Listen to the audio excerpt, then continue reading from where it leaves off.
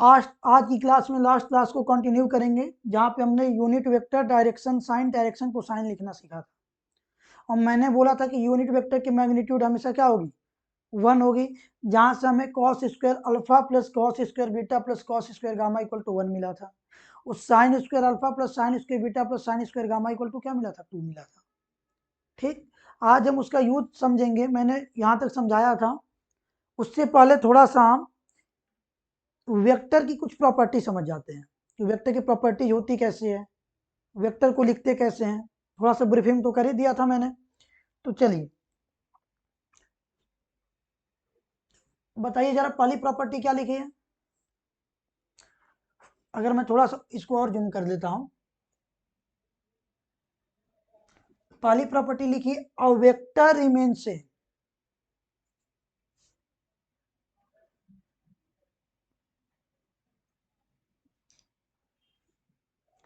क्या लिखा है, a vector remain same on shifting it parallel to itself. इसका मतलब क्या हुआ, बोल रहा है कि a vector remain same on shifting it parallel to itself. मतलब कोई वेक्टर ए वेक्टर है, ये ए वेक्टर है कि नहीं, इसके पैरेलल कहीं पे शिफ्ट कर दीजिए। पैरेलल मतलब क्या, हॉरिजॉन्टल से सेम एंगल। देखिए सेम एंगल है कि नहीं, मान कहीं भी इसको शिफ्ट करके रख दीजिए। इस वेक्टर की ना तो मैग्नीट्यूड चेंज होने वाली है, ना तो डायरेक्शन चेंज होने वाला है। पहला समझ में आया। दूसरा कहता है,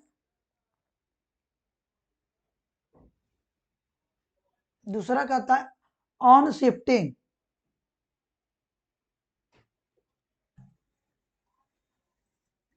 दूसरा क्या कहता है बेटा, on shifting the origin.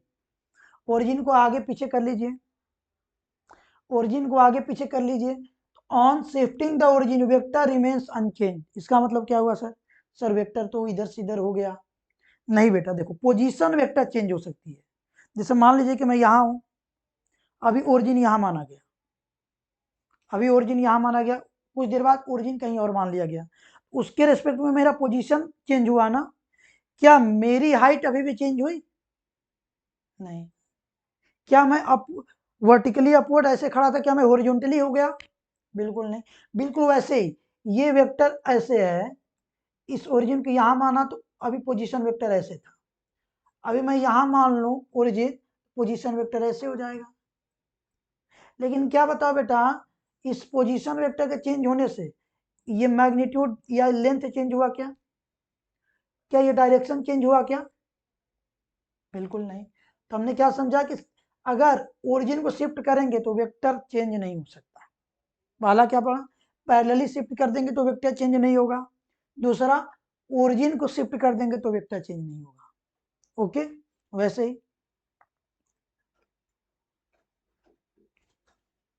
Third क्या लिखा है बेटा, ऑन रोटेटिंग ऑफ कोऑर्डिनेट। क्या लिखा है, on rotating, rotating of coordinate axis vector remains unchanged. बिल्कुल वैसे ही मैं इसी वेक्टर में जो ए वेक्टर ऐसे है,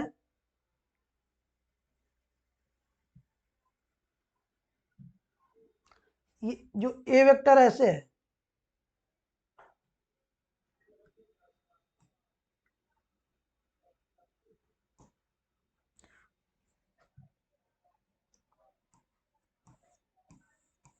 जो ए वेक्टर ऐसे मान लीजिए कि अभी एक्स माना था मैंने, अब ये एक्स एक्सिस को रोटेट कर दीजिए तो अभी भी तो एक्स ही रहेगा ना। वाई एक्सिस को रोटेट कर दीजिए वाई रहेगा, या जेड एक्सिस को रोटेट कर दीजिए अभी भी जेड ही रहेगा ऐसे। या दूसरा तरीका कह सकते हैं, सर मैं इसी एक्स पूरे पूरे में कोऑर्डिनेट एक्सिस को ही रोटेट कर दूं। मतलब क्या, मतलब ये सर कि मैं मान लिया कि अभी ये क्या है, अभी रोटेट कर दिया, यहाँ पे एक्स पहुंचा दिया मैंने, यहाँ पे वाई पहुंचा दिया और यहाँ पे जेड पहुंचा दिया मैंने रोटेट करके। ये बता, रोटेट किया तो क्या ये वेक्टर चेंज हो गया? ये वेक्टर तो अभी भी अपनी जगह पे ही है ना, पूरी सिस्टम को रोटेट करने से ये वेक्टर अभी भी जगह पे ही है और इसकी डायरेक्शन अभी भी इसी को अलॉन्ग है कि नहीं? तो बताइए, क्या रोटेट करने से चेंज होगा वेक्टर? बिल्कुल नहीं।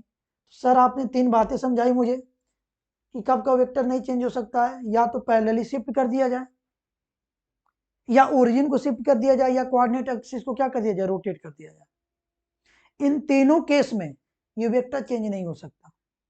ओके सर, चलिए अब चौथी प्रॉपर्टी पे आते हैं। आप देखिए यहाँ पे क्या लिखा है बेटा, vector changes only if.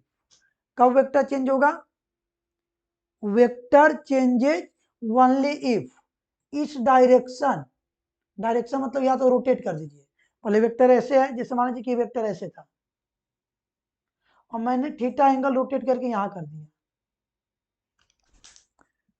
Theta angle rotate करके क्या कर दिया बेटा, यहां कर दिया। अब बताओ वेक्टर का लेंथ तो अभी भी सेम था, लेकिन डायरेक्शन पहले ऐसी थी, यही समझा था ना कि एरो के अलॉन्ग वेक्टर की डायरेक्शन होगी, अब डायरेक्शन इधर होगी। क्या सेम वेक्टर रहा, नहीं सर। क्यों, क्योंकि सर मैग्नीट्यूड, अगर मैग्नीट्यूड तो फिर भी सेम है, लेकिन मैंने देखा सर कि आपने तो रोटेट करके इसका डायरेक्शन ही चेंज कर दिया, पहला। दूसरा, या तो रोटेट करके या मैग्नीट्यूड ही चेंज कर दिया जाए। मैग्नीट्यूड कैसे चेंज होगा, उस वेक्टर की या तो लेंथ को ज्यादा कर दीजिए, लेंथ को क्या कर दीजिए, कम कर दीजिए, मतलब या तो कॉन्ट्रैक्ट करके या इलोंगेट करके। जैसे मान लीजिए कोई ए वेक्टर ऐसे है, बी वेक्टर को मैंने क्या किया, थोड़ा सा श्रिंक कर दिया तो बी वेक्टर ये हो गया, और सी वेक्टर क्या हो गया, थोड़ा सा इलोंगेट कर दिया तो यहाँ आ गया। मैंने देखा कि सर डायरेक्शन तो तीनों के अभी भी सेम है, ए की डायरेक्शन जिसको ए कैप बोलेंगे इक्वल टू बी की डायरेक्शन इक्वल टू सी की डायरेक्शन, लेकिन हमने देखा कि सर इसकी लेंथ अलग है, इसकी लेंथ अलग है, और इस वेक्टर की लेंथ क्या है, अलग है। मतलब mod of A not equal to mod of B not equal to mod of C. क्या मैग्नीट्यूड सेम रहा, तो इसे क्या समझ में आई, वेक्टर तभी चेंज होगा जब या तो उसकी हम डायरेक्शन चेंज कर दें या तो उसकी मैग्नीट्यूड चेंज कर दें। क्या शिफ्ट करने से या कोऑर्डिनेट एक्सिस को रोटेट करने से दोनों में से कुछ भी चेंज हो रहा था, जब तक हम खुद वेक्टर को डायरेक्शन या उसकी मैग्नीट्यूड को इलोंगेट करके चेंज ना करें, तब तक वो वेक्टर को चेंज नहीं किया जा सकता या वेक्टर चेंज नहीं हो सकता। ओके सर, ओके सर, चलिए अब आ जाते हैं नेक्स्ट। अब कुछ हम टाइप्स ऑफ वेक्टर समझते हैं।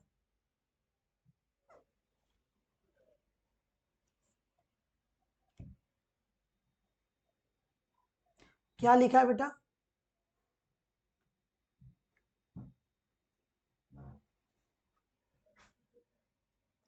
पहला क्या लिखा है, पैरेलल वेक्टर्स।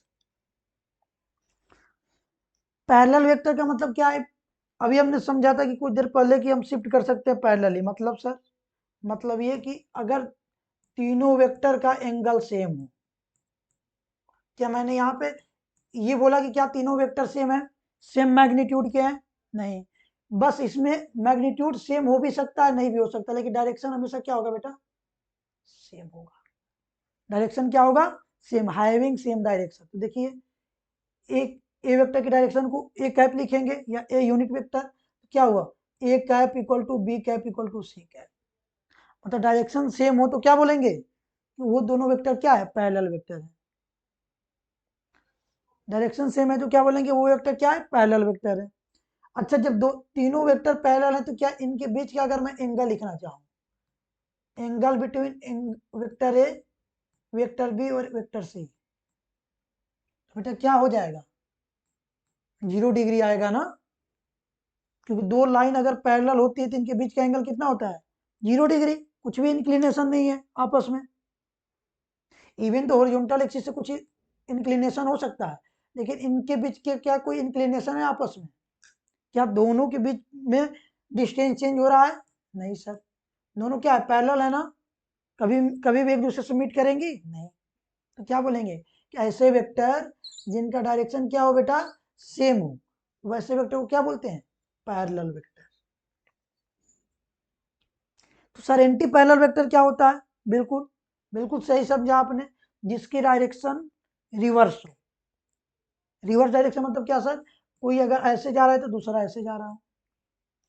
मैग्नीट्यूड सेम हो भी सकता है, नहीं भी हो सकता, लेकिन डायरेक्शन 100% क्या होगा, अपोजिट होगा। हाईवे अपोजिट डायरेक्शन,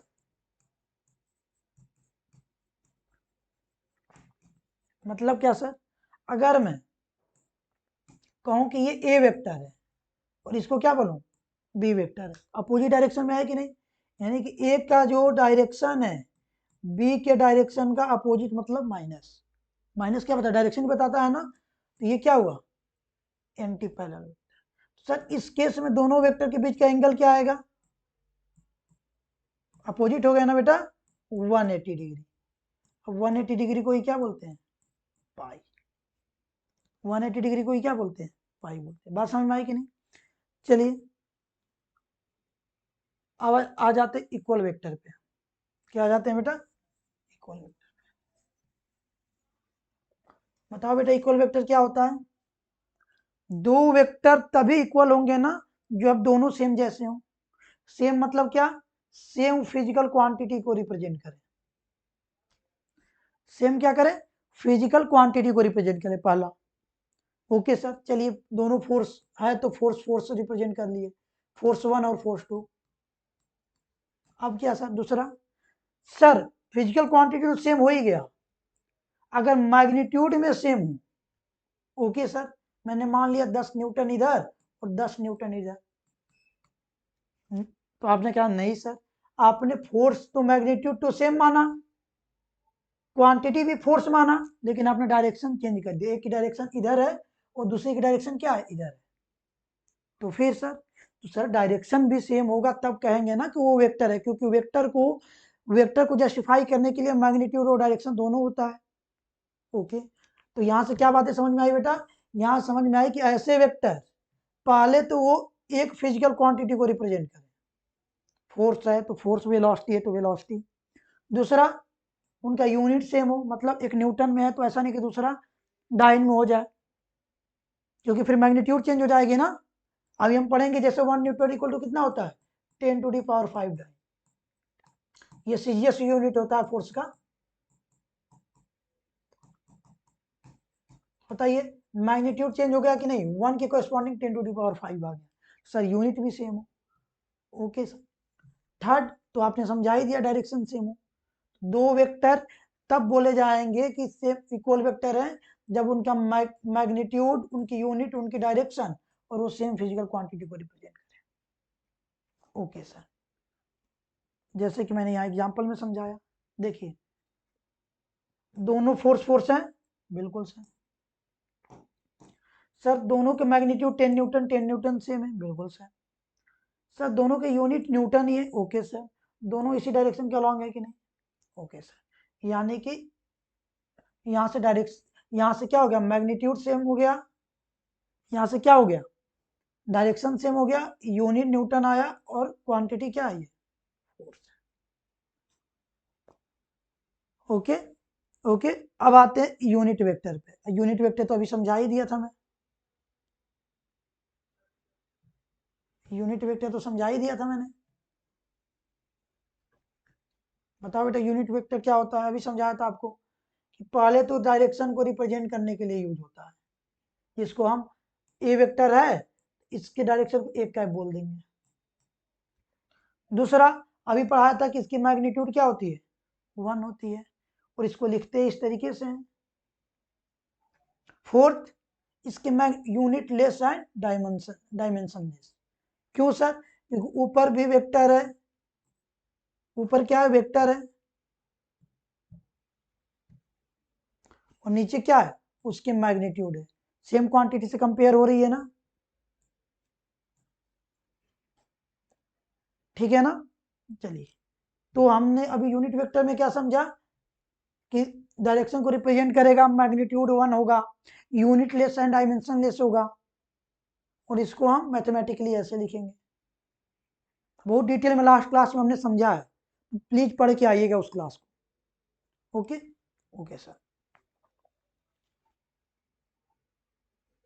अब आते हैं जरा हम,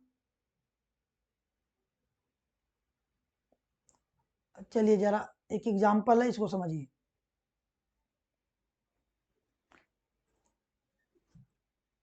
क्या लिखा है मैंने, 3 फोर्स हैं, एक 50 न्यूटन है एक्स एक्सिस के अलावा, 5 न्यूटन है वाई एक्सिस के अलावा, और 8, अच्छा ये न्यूटन नहीं, ये आपका डिस्प्लेसमेंट है, 5 मीटर है वाई एक्सिस के अलावा, और कोई ये वेलोसिटी दी है जेड एक्सिस के अलावा 8 मीटर पर सेकेंड। तो बताइए बेटा इस फोर्स को कैसे लिखेंगे, एफ वेक्टर कैसे लिखेंगे बेटा, कभी भी वेक्टर को लिखने के लिए उसका मैग्नीट्यूड लिखते हैं और उसकी क्या लिखते हैं, डायरेक्शन लिखते हैं कि नहीं।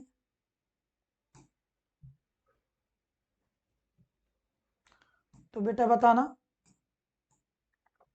इसकी मैग्नीट्यूड कितनी है फोर्स की, इसकी मैग्नीट्यूड कितनी है, सर कहोगे कि सर ये तो 15 न्यूटन का लग रहा है, वो किस डायरेक्शन में, एक्स डायरेक्शन में, तो आई कैप हो गया। चलिए बेटा अगर मैं इस डिस्प्लेसमेंट की बात करूं तो ये डिस्प्लेसमेंट किधर है, सर इसकी मैग्नीट्यूड लिखेंगे और इसकी क्या लिखेंगे, डायरेक्शन लिखेंगे। सर क्या लिखेंगे, इसका मैग्नीट्यूड और इसका डायरेक्शन, यही लिखेंगे ना, हाँ सर। सर इसने तो 5 मीटर चला है मैग्नीट्यूड में, मैं कहूंगा ओके बेटा, लेकिन सर ये वाई डायरेक्शन में चला है तो मैंने जे कैप कर दिया, यही होता है ना मैग्नीट्यूड इनटू डायरेक्शन। वैसे ये वेलोसिटी जो है वी वेक्टर, कहोगे कि सर इसका मैग्नीट्यूड और इसकी डायरेक्शन, तो बेटा बताओगे जरा मैग्नीट्यूड कितना चला है, 8 मीटर पर सेकेंड, वो किस डायरेक्शन में चला है, जेड डायरेक्शन में आगे की तरफ, तो आगे तो प्लस के कैप, अगर पीछे होता तो माइनस के कैप, तो क्या आ जाएगा बताओ, इनटू के कैप। इस तरीके से हम किसी वेक्टर क्वांटिटी को रिप्रेजेंट करेंगे। ओके, अब आते इंपॉर्टेंट कंसेप्ट है ये आपका एंगल बिटवीन टू वेक्टर्स, ध्यान से देखना बेटा इंपॉर्टेंट है।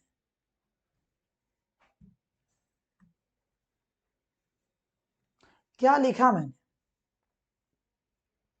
मैंने कहा कि ये पहली बात तो ये तो मिनिमम वेक्टर होगा,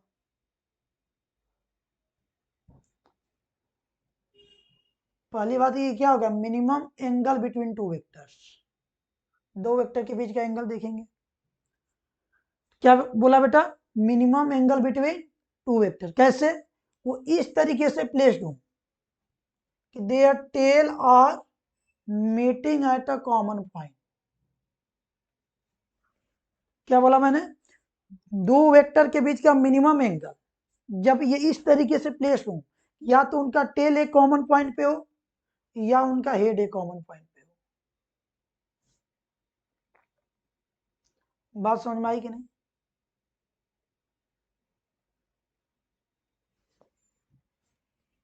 कहेंगे सर इसका मतलब क्या, इसका मतलब ये कि ये वेक्टर देखिए, इस वेक्टर को दिखाना चाहिए, एक ये वेक्टर ए वेक्टर है लेट से, और ये क्या आपका बी वेक्टर है, तो क्या दोनों का कॉमन पॉइंट सेम है कि नहीं, यह है कि नहीं बताइए, यानी कि इन दोनों के बीच के एंगल को क्या बोल देंगे, क्या ये थीटा है तो इसको क्या बोलोगे, 2 पाई माइनस थीटा। ये ज्यादा है कि ये ज्यादा है, सर कहेंगे कि सर ये वाला ज्यादा है और ये वाला क्या है थीटा कम है, तो ये क्या हुआ, मिनिमम हुआ कि नहीं। वैसे एक वेक्टर ये है, एक वेक्टर ये है, इनके बीच का एंगल अगर ये थीटा है तो बताइए ये वाला क्या होगा, 2 माइनस थीटा, हमें क्या लेना है, मिनिमम लेना है कि नहीं। तो आप कहेंगे सर समझ में तो आ रहा है, लेकिन इससे और इसका क्या रिलेशन है, मैंने कहा कि बेटा बिल्कुल सेम है, कैसे सेम है बेटा, ध्यान से देखना, ध्यान से देखना। अगर मैं जैसे यहीं पे ये थीटा है, मैंने बोला कि मैं पैरेलली शिफ्ट करके इसको कॉमन टेल भी बना सकता हूं, क्योंकि सिर्फ पैरेलली शिफ्ट करने पे ये क्या होगा, चेंज नहीं हो सकता ना, यही प्रॉपर्टी समझा था हमने, तो बताना बेटा, अगर मैं पैरेलली शिफ्ट करूं तो ये यहां आएगा कि नहीं, बिल्कुल सर। अगर मैं इसको पैरेलली शिफ्ट करूं तो यहां आएगा कि नहीं, ओके सर। तो सर देखा कि अगर ये थीटा है तो अपोजिट एंगल से क्या हो जाएगा, ये भी थीटा हो जाएगा कि नहीं, इस वजह से बोला गया, या तो उनका हेड एक कॉमन पॉइंट पे मीट कर रहा हो या उसका टेल एक कॉमन पॉइंट पे मीट कर रहा हो। बात समझ में आई कि नहीं, कभी भी दो वेक्टर के बीच का एंगल हमें मेजर करना होगा। जैसे एक और एग्जांपल देता हूं, एक और एग्जांपल देता हूं मैं आप लोगों को।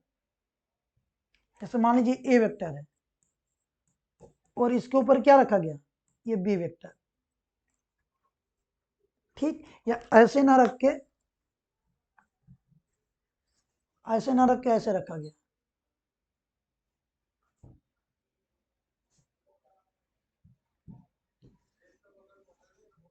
ध्यान देखिए ऐसे रखा गया, ये कोई ए वेक्टर है,